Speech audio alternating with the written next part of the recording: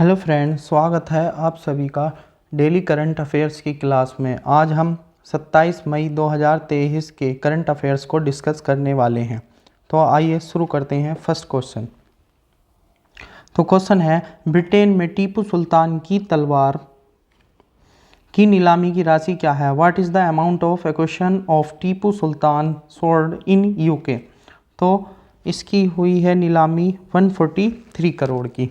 तो इसके बारे में हम थोड़ी सी जानकारी पता होनी चाहिए। ब्रिटेन में 18वीं सदी के मैसूर शासक, कहाँ के शासक थे ये?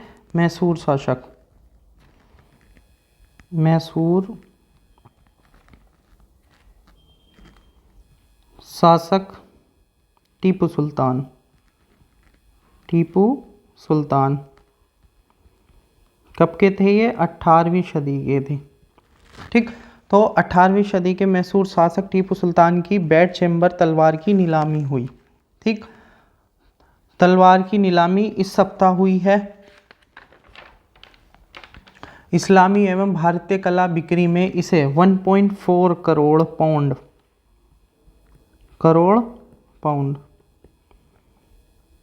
जो कि कितने बैठेंगे? वो लगभग 143 करोड़ रुपए से अधिक की राशि बैठेगी। तो इतने में इसकी ये बिकी है। अब थोड़ी सी हम जानकारी, टीपू सुल्तान की तलवार को जो है सुखेला नाम दिया गया। क्या हुआ? सुखेला, जिसका अर्थ है या मतलब है सत्य का प्रतीक, सत्ता का प्रतीक, सत्ता का प्रतीक।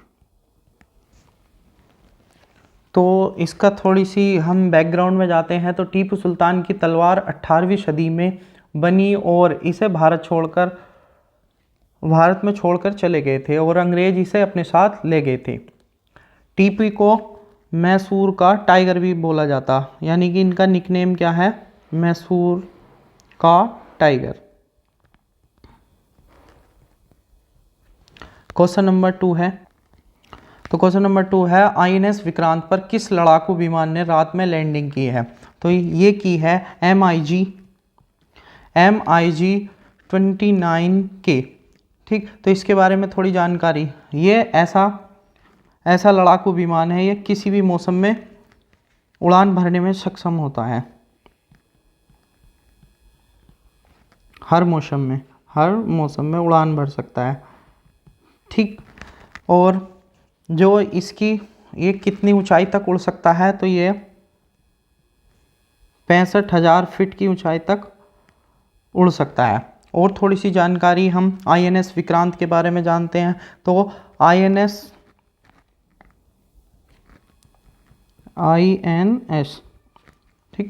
आईएनएस विक्रांत को 2 सितंबर 2022 को भारतीय नौसेना में, किसमें? भारतीय नौसेना में शामिल किया गया था। ठीक, तो ये क्या है? इंडियन नेवी का है आईएनएस विक्रांत। और ये जो MiG 29K है, ये हर मौसम में उड़ान भर सकता है। और कितनी उड़ान भर सकता है? 65,000 फीट। ठीक है। क्वेश्चन नंबर 3 है, स्कॉच सिल्वर अवार्ड 2023 किसे प्रदान किया गया है? Who has been awarded the Skoch silver award 2023? तो ये किया गया है पशुपालन और मत्स्य पालन विभाग चंडीगढ़ को। ठीक है। अब इसके बारे में हम थोड़ी सी जानकारी कर लेते हैं कि स्कॉच सिल्वर अवार्ड क्या है। तो ये स्कॉच सिल्वर अवार्ड यह एक स्वतंत्र संगठन द्वारा, कैसा? स्वतंत्र संगठन द्वारा प्रदान किया जाने वाला देश का सर्वोच्च नागरिक सम्मान है। तो ये स्वतंत्र संगठन द्वारा। ठीक है। स्कॉच अवार्ड की बात की जाए तो ये कब से शुरुआत हुई है इसकी? तो 2003 से स्थापित हुआ है। ठीक है। क्वेश्चन नंबर 4 है, जयकुमार एस पिल्लई किस बैंक के उप प्रबंधक निदेशक नियुक्त किए गए हैं? Jaishankar S Pillai has been appointed as the deputy managing director of which bank? तो किसके किए गए हैं? ये किए गए हैं IDB के। तो IDB की आपको फुल फॉर्म पता होनी चाहिए, industrial development bank of India. तो इसकी स्थापना पूछ सकते हैं आपसे। तो इसकी स्थापना हुई थी 1 जुलाई 1964 को। और वर्तमान में इसके चेयरमैन कौन है, यानी कि अध्यक्ष? तो अध्यक्ष हैं M.R. कुमार, M.R. कुमार। और MD और CEO वो हैं राकेश शर्मा, राकेश शर्मा। तो क्वेश्चन नंबर 5 है, खैबर बैलिस्टिक मिसाइल का सफल परीक्षण किस देश ने किया है? Which country has successfully test fired the Khaibar ballistic missile? तो ये किया है ईरान ने। किसने? ईरान ने। ठीक है, खैबर बैलिस्टिक मिसाइल का सफल परीक्षण किसने किया है? ईरान ने। तो ईरान के बारे में थोड़ी सी जानकारी पता होनी चाहिए कि ईरान की कैपिटल यानी कि इसकी राजधानी क्या है? तेहरान। क्या है? तेहरान। और ये जो है खैबर बैलिस्टिक मिसाइल, इसको 1500 kg, कितना? 1500 kg हथियार को ले जाने में सक्षम है। इसकी कैपेसिटी इतनी है। ठीक है, और इसकी रेंज की बात की जाए तो इसकी रेंज 2000 किलोमीटर है। कितनी? 2000 किलोमीटर है। ठीक है, अगर आपसे ईरान के राष्ट्रपति पूछे जाएं तो आपको राष्ट्रपति भी पता होने चाहिए। राष्ट्रपति हैं इब्राहिम राइसी, इब्राहिम राइसी। PM की बात की जाए, राजधानी, तो इसकी कैपिटल आपको बताई दी गई है। ठीक है, तो क्वेश्चन नंबर 6 की ओर चलते हैं। क्वेश्चन नंबर 6 है, संयुक्त राष्ट्र द्वारा डैग हैमर स्कॉल्ड मेडल में कितने भारतीय शांति सैनिकों को सम्मानित किया गया है? How many Indian peace keepers have been awarded the Dag Hammarskjold medal by the United Nation? तो कितने व्यक्तियों को? ये 3 व्यक्तियों को दिया गया है। तो 3 व्यक्तियों के आपसे नाम पूछे जा सकते हैं। तो फर्स्ट है हेड कांस्टेबल थे शिशुपाल सिंह। कौन थे? शिशुपाल सिंह, ये हेड कांस्टेबल थे, शिशुपाल सिंह। सेकंड है संवाली राम विश्नोई। तीसरे थे सब्बर ताहिर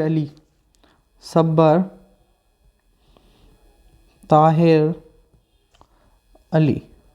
और ख़ास बात यह है कि इन तीनों को मरणोपरांत के बाद यह अवार्ड दिया गया है।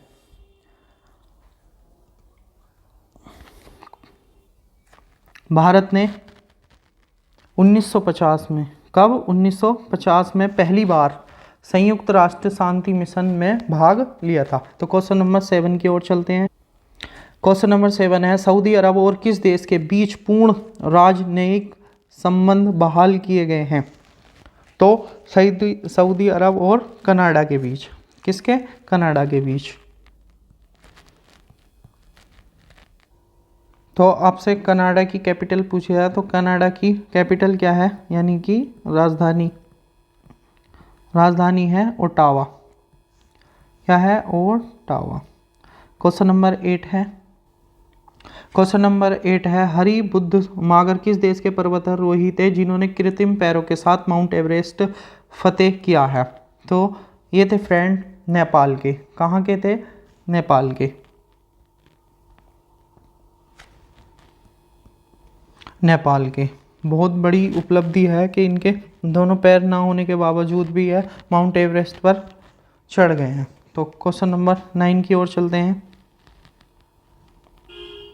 क्वेश्चन नंबर 9 है, जुगलबंदी चैटबॉट किसने लॉन्च किया? हु हैज़ लॉन्च्ड द जुगलबंदी चैटबॉट? तो ये किया है माइक्रोसॉफ्ट ने। ये क्या है? ये चैटबॉट ग्रामीण भारत के लिए है। यह एक तरह का क्या है? AI, artificial intelligence. ठीक है, तो इसका मेन चीज़ का उद्देश्य क्या है? इसका उद्देश्य है कई भाषाओं में उपयोगकर्ता के प्रश्नों को समझकर व्यक्तिगत सहायता प्रदान करेगा, यानी कि। और ये जो चैटबॉट है, ये चैटबॉट एक तरह का रोबोट है। क्या है, एक तरह का रोबोट है। ये ध्यान में रखना है, ये कोई फिजिकल रोबोट नहीं होता। ओनली आप इससे प्रश्नों के उत्तर पूछ सकते हैं। क्वेश्चन नंबर 10 है। क्वेश्चन नंबर 10 है, राजस्थान के किस वन्यजीव अभ्यारण्य में जंगल सफारी का शुभारंभ किया गया है? Jungle safari has been the launch in which wildlife sanctuary of Rajasthan. तो ये किया गया है जय संबंध वन्यजीव अभ्यारण्य में। ठीक है, आपसे ये पूछा जाएगा कि राजस्थान के सीएम कौन है, तो राजस्थान के कौन है? अशोक गहलोत। अशोक गहलोत। अगर आपसे ये पूछा जाए कि ये कहाँ पर स्थित है, तो यह एशिया की दूसरी सबसे बड़ी कृत्रिम झील डैवर झील के तट पर है। ठीक है, और ये पूछा जा सकता है कि राजस्थान के कौन से ज़िले में, तो ज़िला कौन सा है? उदयपुर। ज़िला कौन सा है? उदयपुर। ठीक, तो मिलते हैं फ्रेंड्स कल को। Thank you.